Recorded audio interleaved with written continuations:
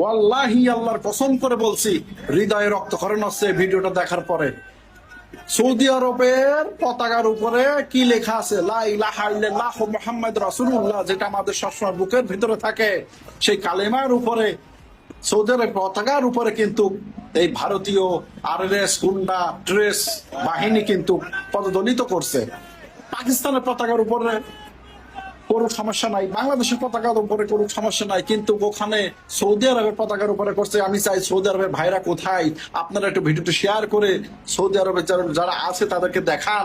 আজকে দেখেন, সবাইকে দেখান, সৌদি আরবে যারা আছে তারা একটু শেয়ার করে দেখানোর চেষ্টা করেন যে এই ভারতীয়রা কতটা উগ্র। লা ইলাহা ইল্লাল্লাহ মুহাম্মদ রাসূলুল্লাহ যেখানে লেখা আছে তার উপরে পদদলিত করছে। আমার হৃদয়ে রক্তক্ষরণ হচ্ছে, আমি কথা বলতে পারছি না ভাই। এই ভিডিও দেখার পরে আমি হতভম্ব হয়ে যাচ্ছি এদের কাজ কারবার দেখি। আমি চাই ভিডিওটা শেয়ার করে সৌদি আরবে যারা লোকাল আছে তাদেরকে আপনারা একটু দেখান। ওয়াল্লাহি আল্লাহর কসম করে বলছি, হৃদয়ে রক্তক্ষরণ হচ্ছে ভিডিওটা দেখার পরে। সৌদি আরবের পতাকার উপরে কি লেখা আছে? লা ইলাহা ইল্লাল্লাহ মুহাম্মদ রাসূলুল্লাহ, যেটা আমাদের সবসময় বুকের ভিতরে থাকে, সেই কালেমার উপরে, সৌদি আরবের পতাকার উপরে কিন্তু এই ভারতীয় আরএস গুন্ডা ট্রেস বাহিনী কিন্তু পদদলিত করছে।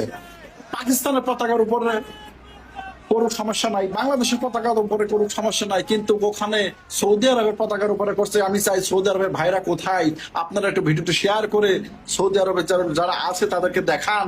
আজকে দেখেন, সবাইকে দেখান, সৌদি আরবে যারা আছে তারা একটু শেয়ার করে দেখানোর চেষ্টা করেন যে এই ভারতীয়রা কতটা উগ্র। লা ইলাহা ইল্লাল্লাহ মুহাম্মদ রাসূলুল্লাহ যেখানে লেখা আছে তার উপরে পদদলিত করছে। আমার হৃদয়ে রক্তক্ষরণ হচ্ছে, আমি কথা বলতে পারছি না ভাই। এই ভিডিও দেখার পরে আমি হতভম্ব হয়ে যাচ্ছি এদের কাজ কারবার দেখি। আমি চাই ভিডিওটা শেয়ার করে সৌদি আরবে যারা লোকাল আছে তাদেরকে আপনারা একটু দেখান।